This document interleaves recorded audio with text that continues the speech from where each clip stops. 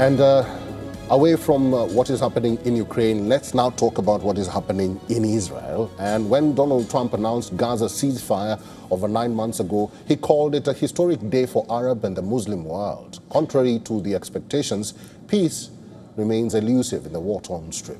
And as Israeli strikes still continue, and we're still reporting on them all these months later. According to the Ministry of Health in Gaza, over 1,000 people have been killed during the ceasefire. With Hamas agreeing to disarm, the ray of hope returned. But 2 days after Donald Trump announced Hamas disarmament, Israeli forces carried out strikes in Gaza, killing at least 17 people.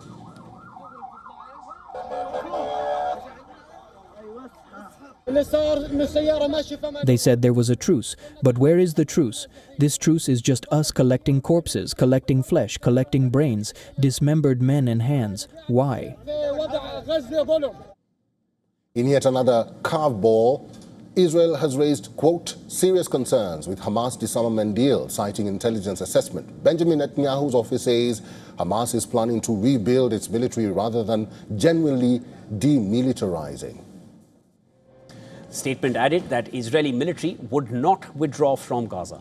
And according to Donald Trump, the 20-point Gaza peace plan, the battle lines were supposed to be frozen, bringing an end to an aerial and ground offensive. Apart from this, Israeli forces were supposed to withdraw to a predetermined yellow line, but as we speak, both conditions remain unfulfilled.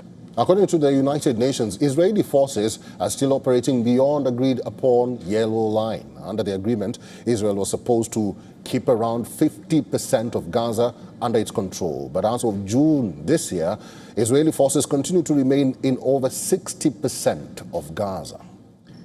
Israel says Hamas must disarm. Hamas says Israel must withdraw. One condition is related to the other, but the goalpost keeps shifting. In Trump's 20-point plan, the point 16 says that Israel will not annex any part of Gaza, and the IDF will withdraw based on standards, milestones, and timeframes linked to demilitarization. The plan further states that IDF will hand over occupied territory to an international stabilization force.